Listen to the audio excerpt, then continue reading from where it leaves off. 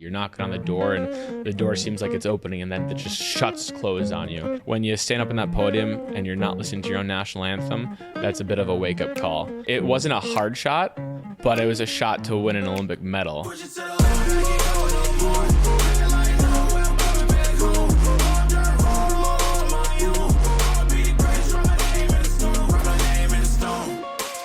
Welcome to the Athletes in Sports podcast. We have a very special guest here today, driving all the way down to Minneapolis from Duluth, Minnesota. Olympic curler Korey Dropkin is in the house. So Korey, thanks for being here. Korey, what did it feel like when you and your partner Korey knew that you were going to win an Olympic medal? Because it was, based off that Italian semifinal matchup. Yeah. But what was going through your mind just winning that match? Oh, it was unreal. It was a dream come true. First off, thanks for having me on the show. I appreciate it. Nice to be down here in Minneapolis. And it's exciting. Man, when Korey made that last shot against Italy in the semifinal, it was just such a cool feeling to one that we've dreamed about for so long, being Olympic medalists. Mm-hmm. And in that moment, especially while the stone's halfway down the sheet, already having a gut feeling that she's already made it. I feel like I kind of knew that she made it before anyone else did. So having that inclination, I was ready to just be very emotional in the moment. Look back at the video and see the celebrations with our arms going up and embracing each other for a hug, turning to the crowd and just going wild. We had so much family there and so many of our friends that came there to support us that have been there for our journey. So, just having that whole support group there too was just incredibly special. So when you say you had that gut feeling and you knew before others, so help me understand, when the stone goes down, at what point are you like, oh, this is going to be a good shot? How do you know that? Yeah. As someone who's just been on the ice since I was 5 and just has, when you're playing in sport or when you're doing anything in life, sometimes you just have that gut feeling. Mm-hmm. And seeing so many stones travel down the sheet, as well as knowing the objective and what we needed to do in order to win the game. And, also just trusting that Korey is going to make the shot because she has, one is she's the best shot maker in the United States, and wow. 2, she has visualized that moment so many times, and she'll tell you that too. But it wasn't a hard shot, but it was a shot to win an Olympic medal and to get into the gold medal game. So there's so much pressure that comes with that. Yeah. But reminds you of a 5-foot putt to win the Masters or something. Yeah. It's easy. You've done it so many times, but you still have to execute it. Yeah. In that and your moment. Heart's probably just beating, 150 times through, right? And so it's like Gabby's was, right? Oh yeah. Yeah. Speaking I think of she was in the heartbeat. 160s. Yeah. Oh my gosh. That was so. We were watching on TV or streaming it while we were working, and it was so fun to see your fiance Gabby, who works with us here at Innovative, and they kept showing her heart rate, and that was just. But she was so calm. I'm like, that is impressive. She put on the calm facade, right? Yeah, right. But you put the heart rate monitor on her, and you're like, oh, she's not calm. Yeah, she's not. She's not calm. No, it's probably a lot easier for us on the ice than for the people who we love and that love us off of the ice, because they don't have any control of what's going on, right? Right. Yeah. I mean, they can show their emotion on the bleachers or on the seats on the side, and support and cheer and all, and try to give us energy, which I do love. I love being able to circulate energy, whether you're on the ice or off the ice. Mm-hmm. But the only people that have the control of the situation are the ones that are on the ice. Mm-hmm. And thankfully, we had the last rock and control of that. But yeah, I mean, halfway down the sheet, girl Korey's saying, clean, curl, clean, sweep for straight. And at that point, I know we've already made it. Mm-hmm. It's just going into, full on patience for the moment to actually happen. Mm-hmm. So that I don't express my emotions too soon. Yeah. And screw something up. Yeah. Now correct me if I'm wrong, but you were the first for this event, first United States pair to medal in this event. Yeah, first U.S. mixed doubles team to win a medal at the Olympics in the mixed doubles discipline. But not only that, Corey TC is the first female from the U.S. to bring home an Olympic medal in the sport of curling. Wow. She's kind of a big deal. Yeah. And very, very, very well deservedly so.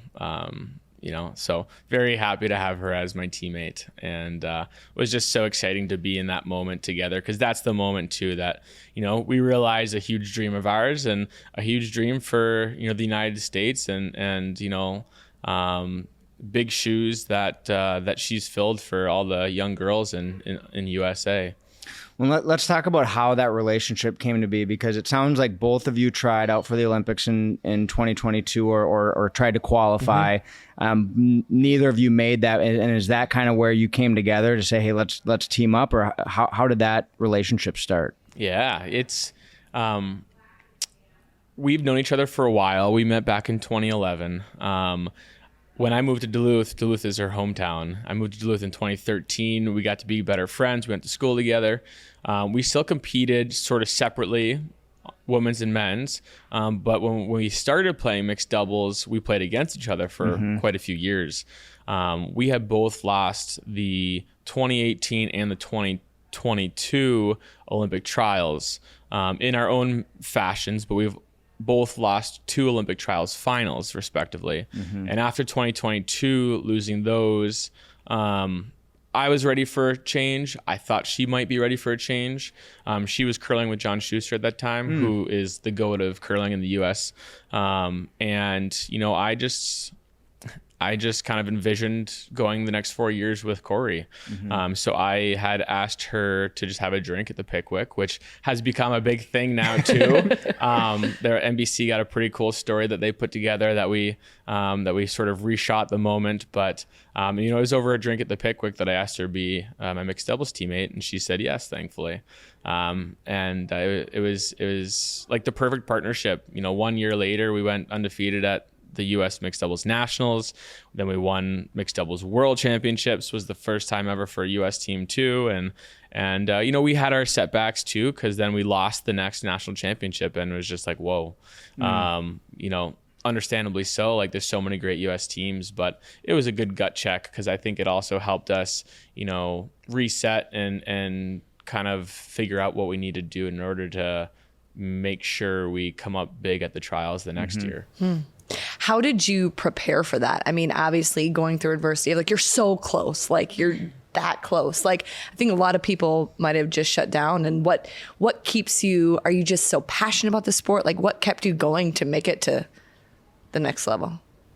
It's a great question. It's definitely the passion that I have for the sport, but also like just the persistency and the desire to like execute my dreams and live those out, because I've been dreaming of going to the Olympics and being an Olympic curler since I was 10 years old. I started curling when I was 5. It's been a family sport for me, and I've been so involved and just immersed in the world of curling. But watching the 2006 Olympic Games and the men's team, Pete Fenson's team, win a bronze medal, be standing on the podium, awarded the bronze medals, that was when I was like, this is the coolest thing ever. This is what I want to do. This is what I want to be.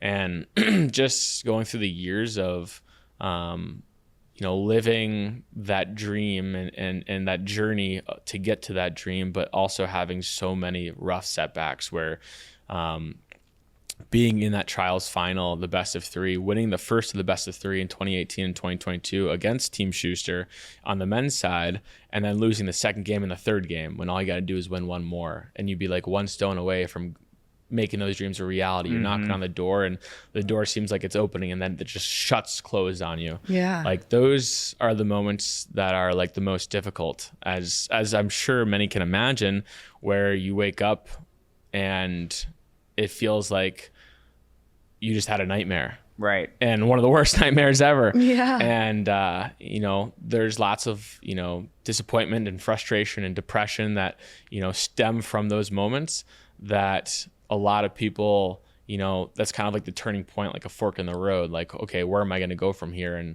And for me, I just had so much passion to make these dreams come true, and was just so persistent in those moments where, like, you know, they were such good learning opportunities, both separately in their own manner.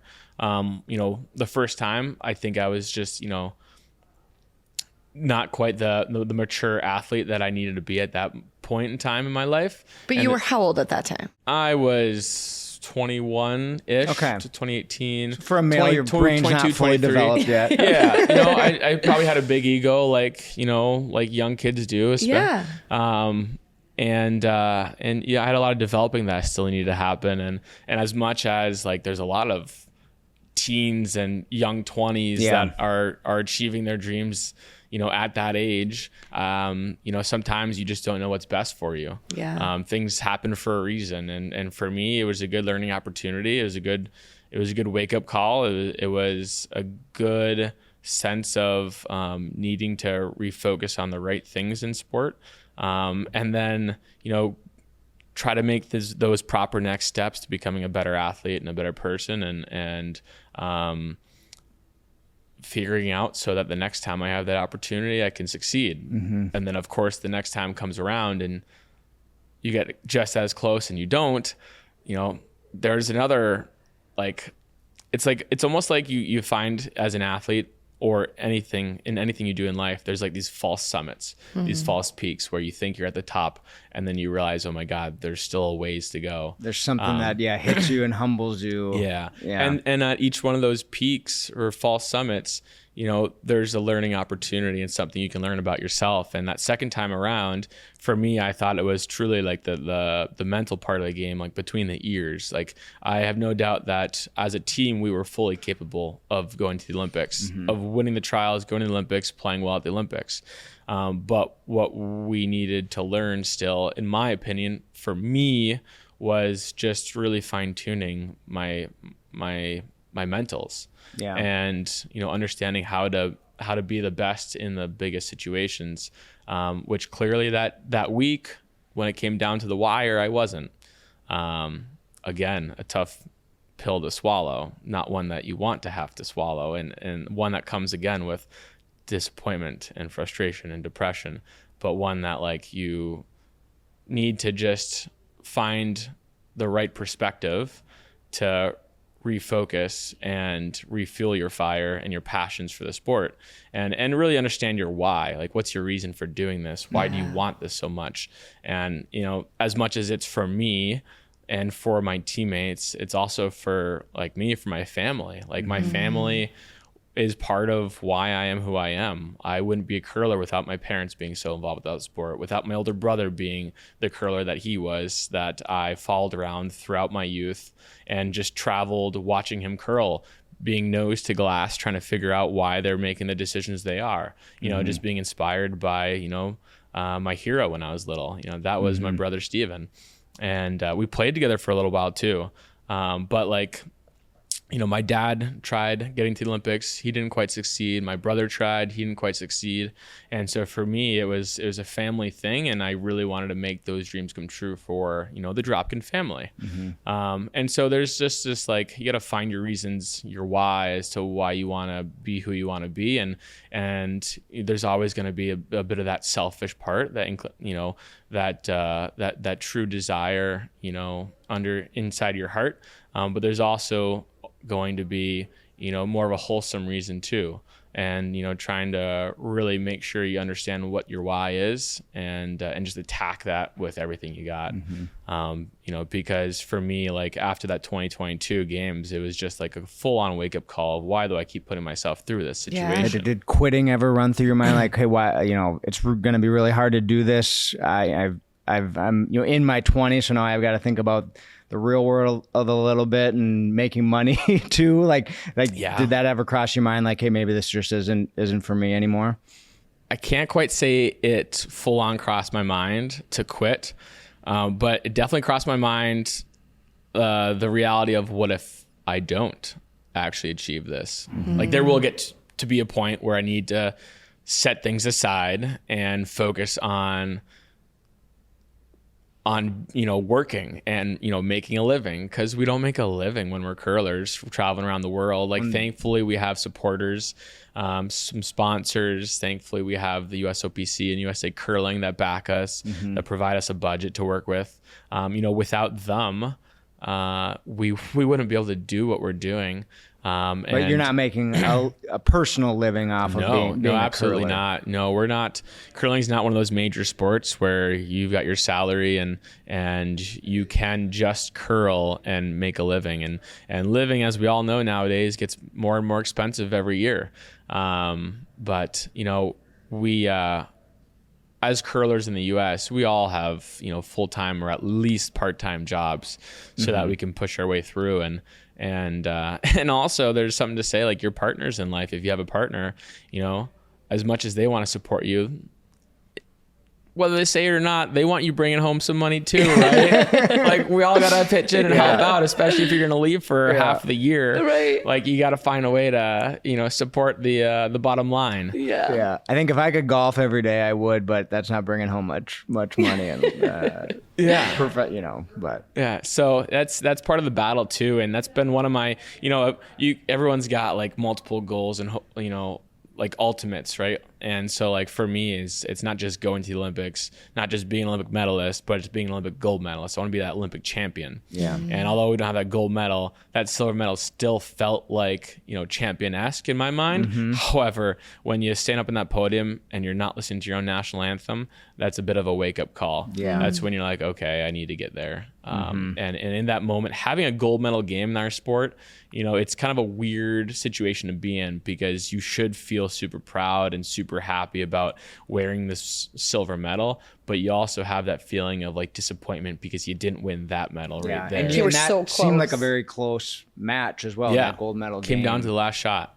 I mean, yeah. What did you feel that disappointment that you didn't get the gold, or did you still feel that pride of bringing a medal home for the United States? I'm sure you had different probably thoughts during different times of it, but you kind of. It was a mix. It was bittersweet. In the moment, it was really tough. Korey did a really good job of, as we were lining up, about to walk out for the medals, for the medal ceremony, she, just kind of between the two of us was like, you know what, just as a little reality check, like, if you were to tell us in the beginning of this year that we were going to walk away from the Olympics silver medalists, I think we'd be pretty happy. Yeah. And that was a good reality check for the both of us, because we were both feeling it in that moment. Like, that whole game, were just slightly off. Like, it wasn't even that we were throwing the rock bad. It was just that we were just missing the perfect shot by like a half inch. And it's those half inches that will be the difference between winning a game and losing a game. And the Swedish team, Isabella and Rasmus, they brought it. And Isabella was dynamite. She was epic. So they deserved every bit of that gold medal. But when we're lining up and when we're, going out there, we were able to loosen up a little bit, after Korey kind of shifted perspective. And gosh, it's all about perspective. But I will say, when we stood on the podium and we were wearing the silver medals, there was definitely a large feeling of pride. However, when I look back at all the photos, I'm like, dang it, I wish I smiled more. I was definitely still feeling disappointed. It was a moment where I'm like,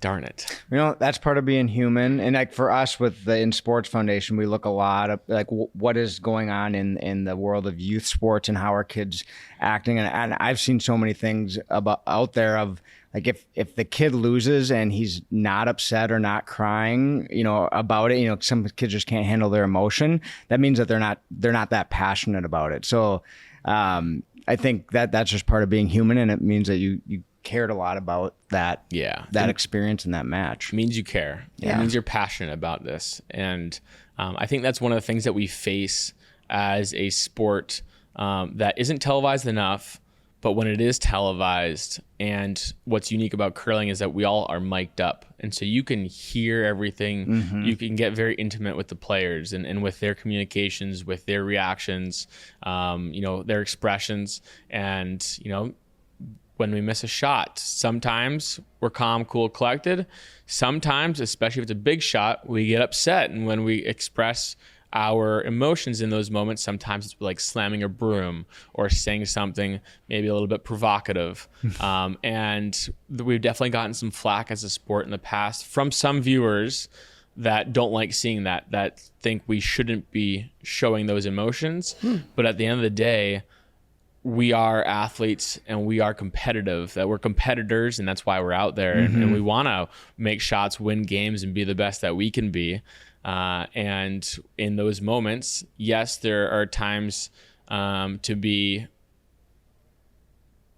full of expression, but whenever you do that, you still have to be respectful. And so that's, you kind of have, there's like a line that you need to find, and you don't want to cross the line, but it's not to say that people shouldn't show their emotions, because that's human, that's natural. And so like, yeah, you see a lot of kids in youth sports that, you know, when things aren't going their way, they react, and that's totally natural. You know, eventually through maturity, like you sort of fine tune and reel that in as to how you react and how you show your emotions, but that's completely human. Hey listeners, we want to take a quick moment to tell you about the InSports Foundation. At InSports, we believe every child deserves the chance to play sports regardless of their financial situation. Our mission is to provide free camps, scholarships, and team sponsorships to reduce the cost of sports and help more kids get in the game. As we all know, through sports, kids can learn valuable life lessons, stay active, and maintain their mental well-being. To support our mission and help us give more kids the opportunity to play, visit insportsfoundation.org and consider making a donation today. Together, we can make a difference. When you were super raw, right? Once you lost out in 2022, like did you use any coping mechanisms? Did you have a mentor, or was it just like internal self? Like you did a lot of reflection. Is there anything that you did that really helped you get through it? Yeah. You know, I think one thing is really feeling like it's okay to lean on your people around you. You have a support system of people that, you know, have seen you rise and have seen you fall. And it's those people that believe in you that you need to lean on in those times. And so part of it's that, but part of it is also digging deep internally and, you know, trying to understand like what's going on, why you're feeling the way you're feeling, and, you know, what can you do to, you know, pull yourself and stand up, you know, straight with your chin up high. Yeah. And like for me, one of the ways that I've always gone about my techniques to refocus is just get outside in nature and go for a run. Yeah. Because I feel like when I'm running, I can just dig super deep into my mind when I need to, but I also feel like if I need to, I can flush everything out. And I think it's in those moments where, you know, sometimes you need to flush it out for a while, and then sometimes reel it back in and try to dig deep and be truly honest with yourself. Like, I think that's one thing that a lot of people have a tough time doing, is just absolutely being bare honesty with your own self as to like what you're doing now, where you're at, what do you not like about where you're at, and then what do you need to do to get to where you want to be. And if I've just gone through this big loss, this big emotional roller coaster of a ride, and wound up, you know, on my butt, you know, how do I get myself back up and reset my mind, my perspective, so that I can make the right steps to like proceeding proactively and trying to be, you know, a better me once I'm done with this run. Right. Or give it a day, you know, tomorrow. You know, everyone needs their own time frame of coping, of grieving, and everyone goes through that process differently. For me, running's helped. I've also been very, very blessed to have a sports psychologist who I have always leaned on, but I've leaned on a lot more the last 4 years. I've seen her probably the last 12 years, but again, my maturity on the front end of that, on the early stages of that, overthought or thought less of that part of the game. And I think the 2022 loss really told me like, hey, this is where we need to work on really hard, because we know we can make all these shots, but the difference of being good and being great is correcting what's going on between the ears. And so like the last 4 years, I really leaned on Carly Anderson to help me figure out me and help me figure out what I'm doing when I'm at my best and what I'm doing when I'm not, and why is that happening. And so like when it feels like we're going through another moment, another lapse, or another like, oh, here we go again, like how do I pick myself up out of that and correct my mindset so that I can shift that and grind, be gritty in those moments. And I feel like there's a lot of moments, especially at the Olympics, where we were facing a lot of adversity on the ice. And it was those moments too where you just have to keep believing in yourself and your teammate, in the fact that things are going to work out the way that they're going to work out, and just do your best to make the next shot and just trust that you've put in the work. And like those are two words that we use a lot between Korey and I: belief and trust.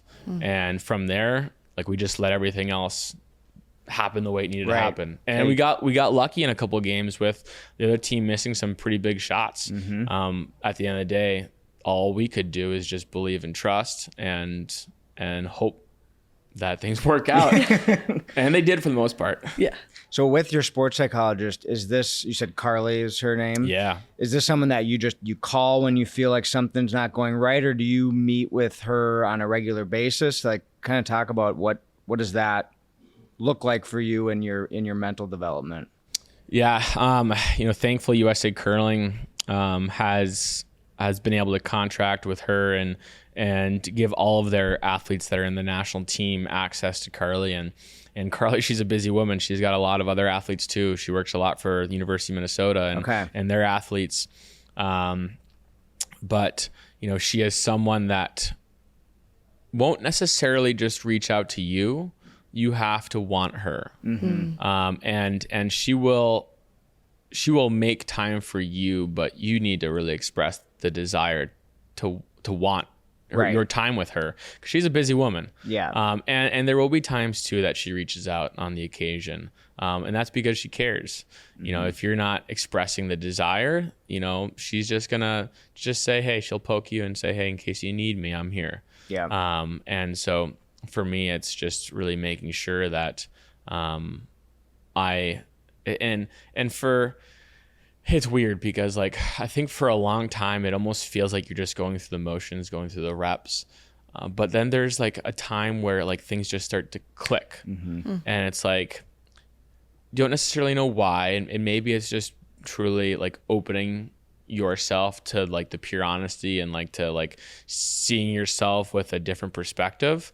But I think for years I was going through the motions with her, but not quite getting it. And then over the last 4 years, I finally got it.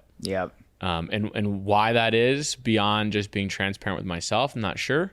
And I always relate, like people ask me like, I don't know why I'm relating this to this, but like I was just at an elementary school. Korey and I have been going to all the elementary schools in Duluth and talking to all the kids. And one of the most common questions that a kid asks is, how many games have you won? And I'm like, I've won a lot of games, but I've lost a lot more than I've won. And I always explain it as like, almost like that fall summit, but like you kind of go through the motions of like, losing, and almost you kind of gotta get over that hump. Just keep grinding, keep persevering, keep working hard so you can get over that hump and you start winning games. Then once you get over that hump, you win a lot, but then you get to a point in your athletic career or whatever you're doing where then you start like plateauing and losing again, and then you just got to get over that hump, that learning curve, the digging deep to try to be better, try to want more, try to find what it is that's going to separate you again, and you get over that hump. And in a way, that's kind of what it's been like for me throughout my curling career. But like on the mental note, it's like you go through all these times of just getting beat up and just the feeling very raw and emotional with yourself, and like just going through so much disappointment time after time again, that like you finally open the doors for yourself to like make that last tweak, to figure out what it is that like you need, that your mind needs, that like the soul needs to like be yourself and be your best self. And now you've gotten over that hump, and then you can just fly and be free and be yourself and do your thing. Like, we all love curling.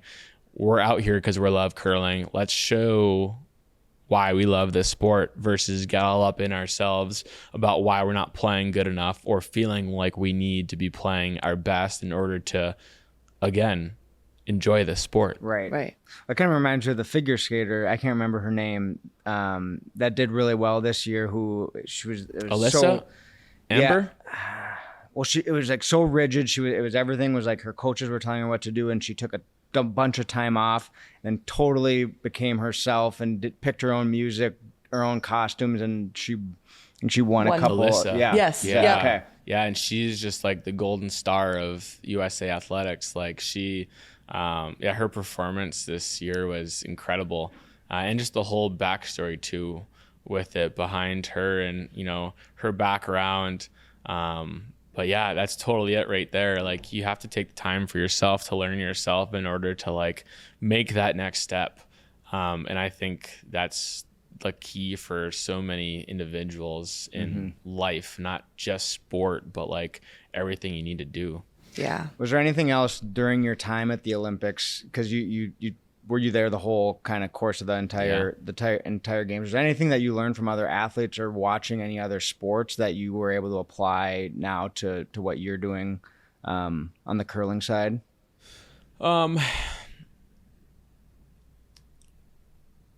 Probably something I need to continue to reflect on. We didn't get to watch as many other sports as we would have liked to. Yeah. Korey, she was a busy girl. She played in women's as well. I, however, got a little more free time because once mixed doubles was done, I was sort of just on my own doing whatever I wanted to. However, I did watch a lot of curling and supported the men's and the women's teams. So I didn't sort of float as far out as I probably otherwise would have thought that I would have. But being in Cortina, we were with the sliding sports. So, skeleton, luge, and bobsled. I watched a little bit of bobsled. How crazy is that? Are they like going so fast? Oh yeah. I've never obviously watched it in person, but I spent a lot of time with, his name's Austin. He's a skeleton athlete, and just like digging into like his sport and the reality of like diving headfirst on your stomach and your face, thankfully in a helmet, basically dragging on the sheet of ice like the whole time that they are going through their course and turning and going like 60 miles an hour. I'm like, that is just nuts. Yeah. Like, that's a different specimen right there. TV does not do those sports justice of how fast they're going, what they're actually doing. Because remember, our son was like, "Oh, that just looks like they're sliding down." It's like, no, like they are cruising. Yeah. It's not easy. The one thing I learned just having a lot of conversations with those sliding athletes is just that how important the science behind their sport is and their technology.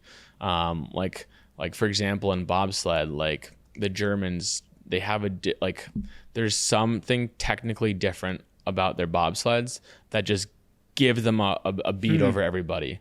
And so like they reign through, their world championships and their circuit, and they're just expected to be better at the Olympics. And obviously anyone can have a hiccup and anyone can rise to the occasion, but like the technology behind those sports is just such a huge advancement for their country.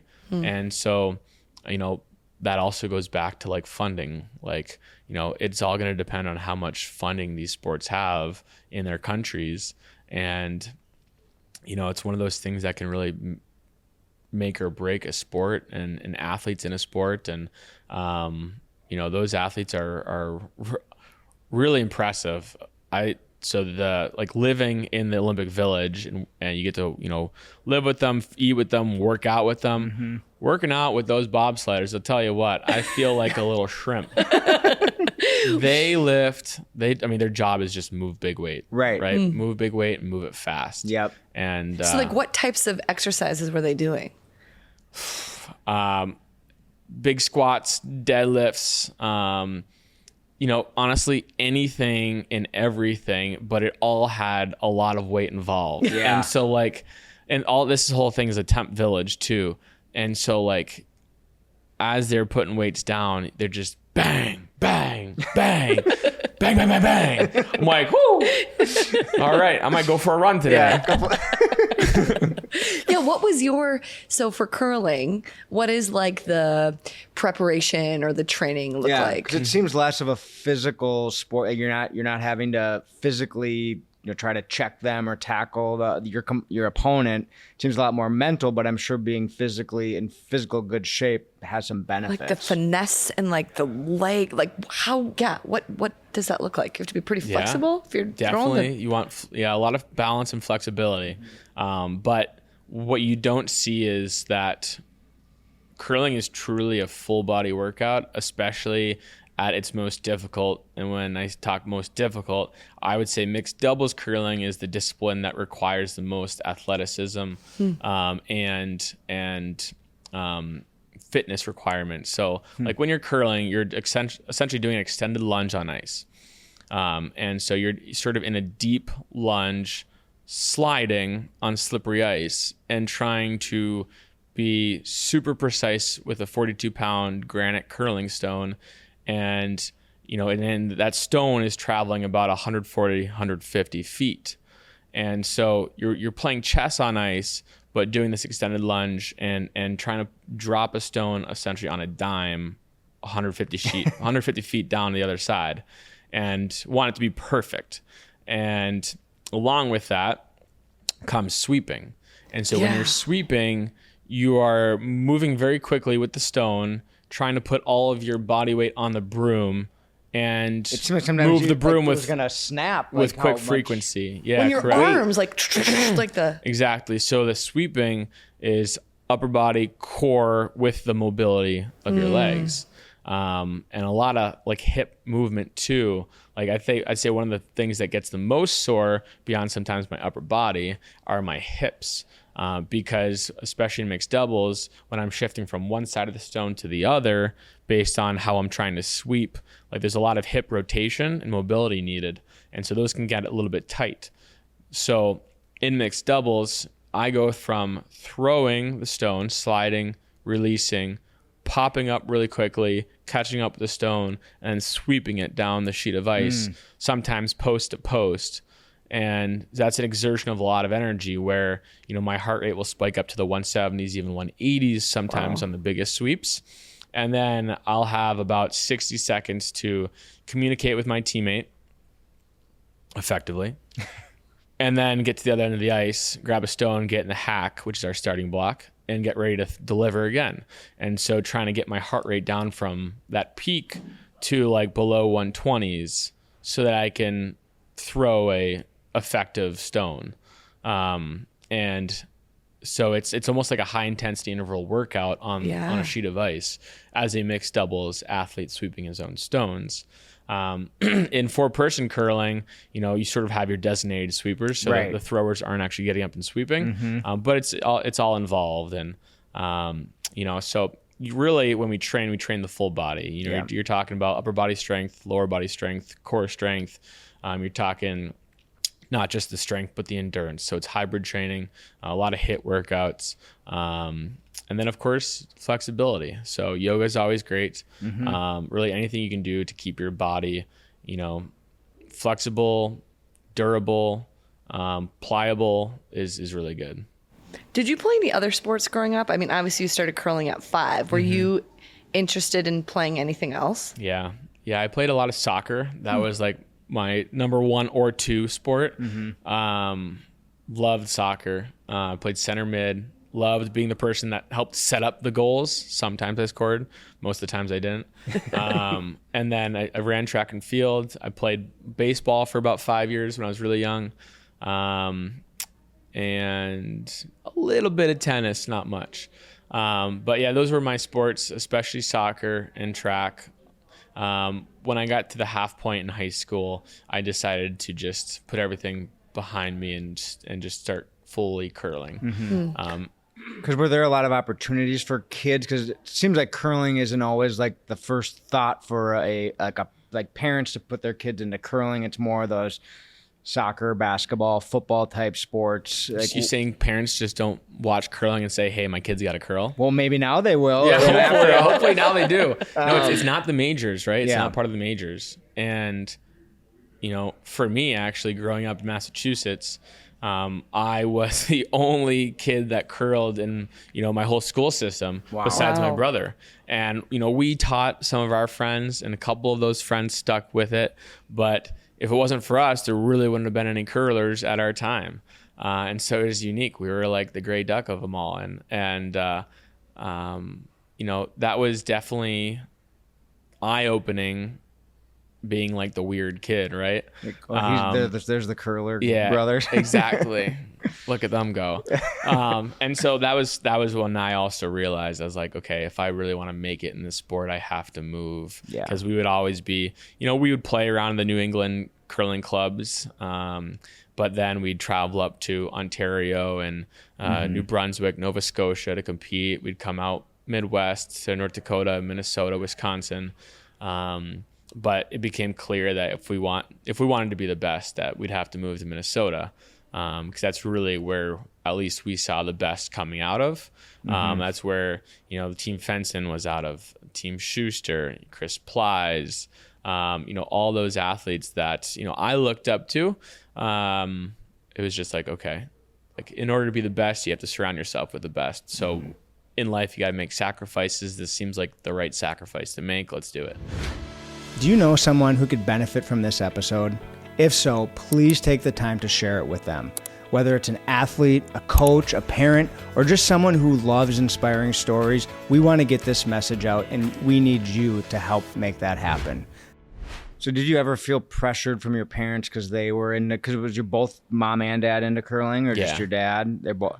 And so did you feel that pressure, or was it just something they exposed you to, and you and your brother just kind of fell in love with it? Yeah.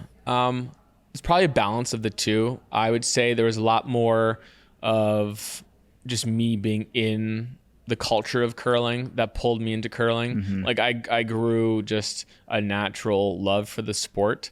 I would say my parents were very vocal about me doing whatever I love to do. But if I'm going to do it, like, do it big. Like, give it your all. Like, give it your all. Yeah. Don't half-ass something. And I think their love for curling definitely pulled me in. Between them and my brother, I wouldn't call it like an overbearing pressure. It was just, an aura around the household that we are curlers, right? And that resonated with me, and that honestly became like my identity for a while. And I think part of that identity, like when you're a kid, you grow up, you just naturally fall in love with things and you do things because you love them. But there gets to be a point where like things now become work, or they become, so pressuresome that like you might still love it, but there's that other piece that's involved that's like creating a little more tension for that area of opportunity or that area of business that you're in. And for me, the area of sport. And so what I found was just that this is part of the 2022 learning curve. If we were to dive deep into that, like part of it was that I felt like my identity was surrounded by curling. That my identity was that I was a curler and that I wanted to be an Olympic curler. And that there really, outside of that, there wasn't that much. And so when you go through life, especially through a period of life, and you have sort of this one pure identity, and for me it being a curler, like then my genuine happiness is sort of on the loose ends of what's happening with curling. Right. Am I winning or am I losing? How is this next event going to turn out? And is this really going to dictate my happiness?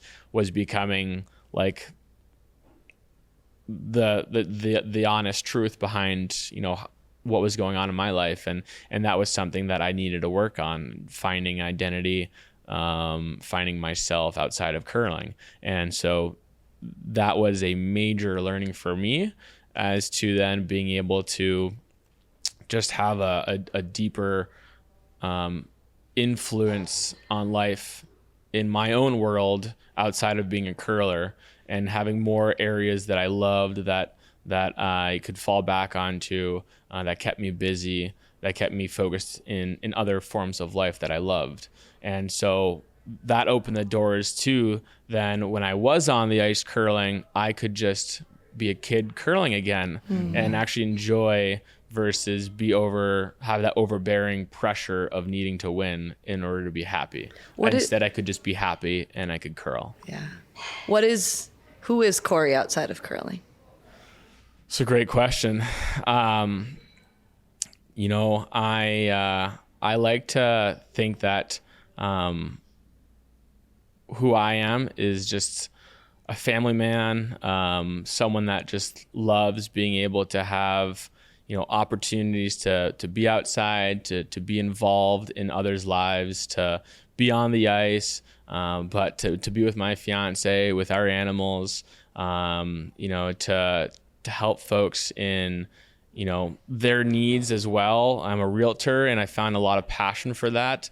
The industry has opened my eyes as to like the benefit of not just real estate financially, but like internally, when it comes to like helping people find their dream home or make the right decisions in a proper informed decision. Like, that gives me a lot of value, a lot of purpose. And so just all these different little things in life that build a little bit more purpose for me. Having hobbies and activities, like cooking and like hiking and just being with family, not necessarily needing just curling. Just curling. Yeah. And so for me, it's just like, just trying to be myself now, versus like, be someone that needs one thing and one thing only. Has been big. It seems like a lot of professional athletes, Olympic athletes, like they do identify themselves with that sport, and they get to that level, they win the gold medal, they make it to the NFL, they win the Super Bowl, and then once that is gone and they retire, because your sports career is going to come to an end at some point. It seems like a lot of athletes struggle with, what does that life look like after sports? So the fact that you're kind of figuring that out now, so that when your career does come to an end, curling seems like one of those lifelong sports, but I'm sure at that high level competition level, like you can't do that forever. Yeah. So like, what do you think life kind of looks like after? Is that too far down there? Like, how long can you be in this level of curling? Yeah, I could technically curl competitively till the 40s, or even through some of the 40s. You got some time. Yeah, right? I got time. Well, the big part is, financially what that looks like. Because retirement also, retirement on a financial level is also something that sounds kind of nice in life, versus having to work my whole life. My dad, I love that man to pieces, but he is, 70 in a few, 73 maybe. And he just got told that he can retire. I'm like, Dad, congratulations, let's go. Right? But I don't want to get to my 70s and still be working. To have myself set up successfully financially to retire. Dad, I love you so much. Watching. And but like, so like it's all kind of keeping things, into perspective and to really know where my priorities land. What I will say is, when I am done curling, it's going to be for more than just like feeling like a sense of accomplishment, but I will always be around the world of curling in some way, shape, or form. Like when you go back to identity, like part of my identity is being involved in the community, especially on like the youth sports side of things. Like I love sharing my passions with others, especially my passion for curling. There's nothing more rewarding than seeing kids wanting to get curling, wanting to get on the ice, taking them on the ice and seeing them have fun.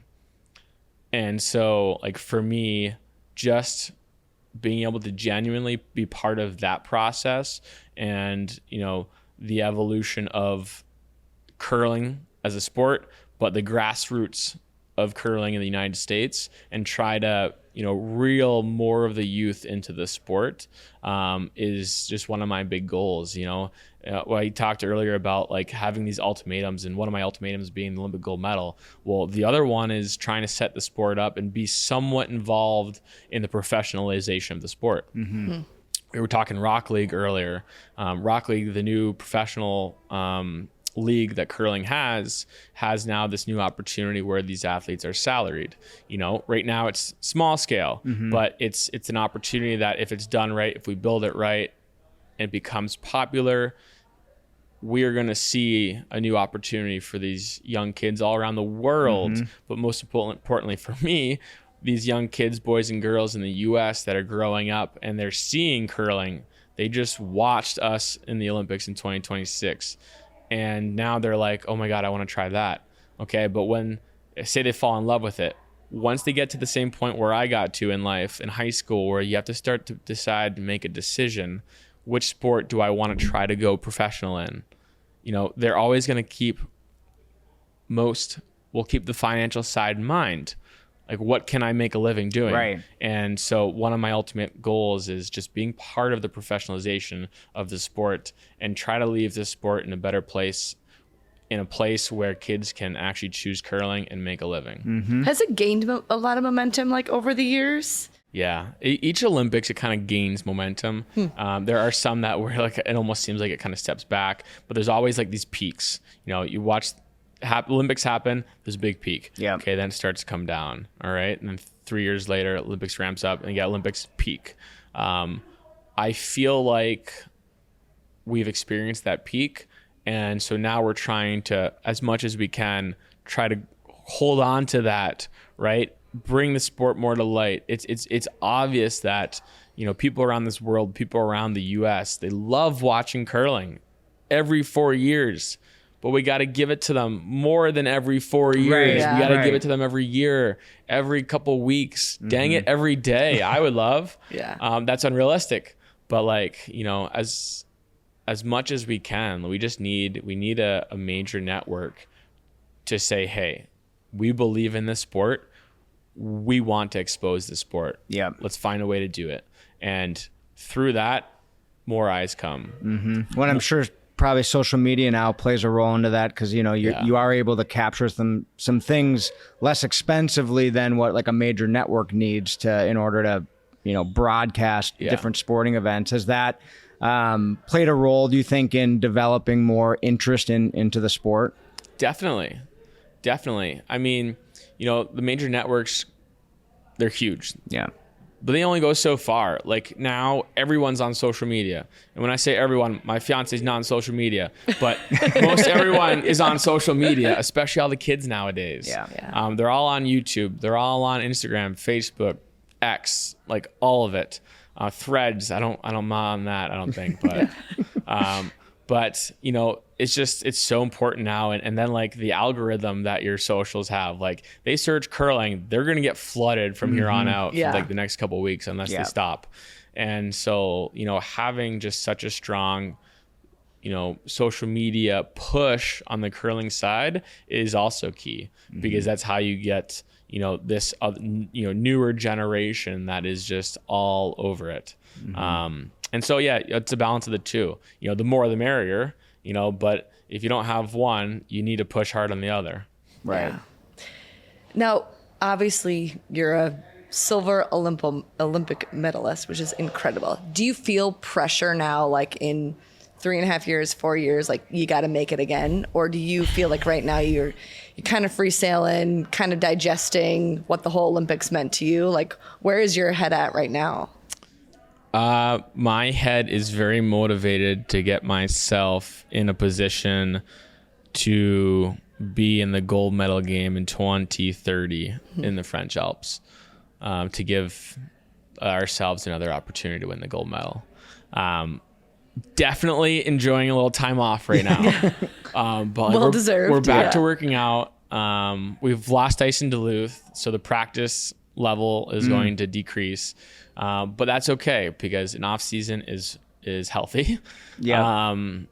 But yeah, I mean, I'm going to be as motivated than ever to get back. I kind of have the monkey off my back now because I've been chasing those rings for so long. But now I have those rings and I have a silver medal.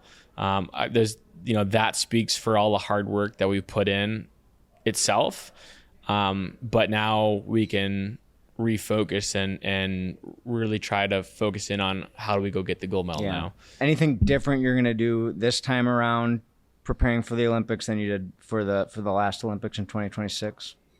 I think it's just focusing on the right things. I'm going to go full-time mixed doubles to really hone in on just trying to be the best mixed doubles player I can be versus trying to balance the both. Yep. I think last cycle, in general, mixed doubles has always been sort of, in a way, an afterthought. And so you have your men's and women's 4-person teams. You map out your schedules, and then as mixed doubles players, you kind of just map out where you can kind of pluck in a couple mixed doubles events, and you play in your nationals, and then if you win nationals, you go to worlds. Well, instead, I would like to be, all right, let's map out our mixed doubles schedule. Yep. And let's just focus on this because we want to be the best mixed doubles team we can be. We want to maintain our, world number 1 status on the World Curling Tour, which we've pretty cool have gotten the rank. The Olympics helped, and we haven't been there before ever. And so it's like, okay, let's refocus on what we want to do these next 4 years, and that's one. Try to secure that number 1 spot on the World Curling Tour for as long as possible. There's going to be others chasing us that are very, very good. Yep. But 2, just become the best mixed doubles team we can be so that we can win more national titles, get back to worlds, try to reclaim a world title, but then be as prepared as possible for the 2030 French Alps Olympics. If we can do that and we can get back to the French Alps, get back to the Olympics, I have every bit of belief, every ounce of my soul believes that we can go win an Olympic gold medal. And so why not? Yeah. Like, why not us? Let's go do it. Awesome. Korey, any closing comments, statements, anything for advice for kids, advice for parents that you'd like to leave us on today? Yeah, I just, I watch so many kids get involved in sports and watch so many parents that provide those opportunities. And for me, thankfully, I had all the opportunities that I wanted to. My parents spent so many hours, so many days, so many years driving me around. I'm super thankful and blessed to have them and their support, but just, be so supportive of your kids doing whatever they want to chase. What I would say is don't necessarily push sports on your kids, but open the doors of opportunity for them to walk through them.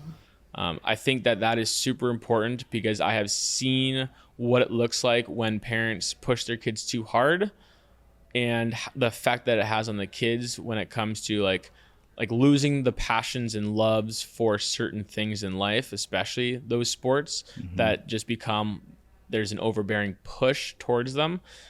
Open those doors of opportunities. Let those kids run through them as fast, ferocious as they want. And, do your best to, be as supportive as possible, because you never know what they're going to get really good at, what they're going to fall in love with, which direction they're going to go, which sport, which artistic capabilities they're going to have. it is on them to find out what they love in life and what they're passionate about. And it's so cool to watch kids find their purpose in life. And that's from someone just watching, uninvolved, even in a family manner. I love seeing kids and their parents exploring different opportunities, and you can see it on their eyes when they find that they love something. And there's nothing more rewarding, I gotta believe, as a parent than actually watching them find their purpose. That's something that I hope I can do. Hopefully I can be a parent one day, because I really look forward to just traveling around and watching my kids aspire to be whatever they want to be. Yeah. Well, I'm sure your parents are very proud of you with your success. I mean, we didn't even know you yet, and we're just watching you and your partner Korey at the Olympic stage was very inspiring. You could see the passion and how much it meant to you. So I have no doubt in the world that you will inspire many kids throughout this journey to find their passion, whether it's curling or not. But we really appreciate you taking the time to sit with us today, talk about your journey, and just spending the time. We're at our new headquarters here for Innovative and our In Sports Foundation, and we'll have a long day ahead, but we're excited to have you down, and thanks for making all the time. Yeah, thanks for having me. I appreciate it. Awesome.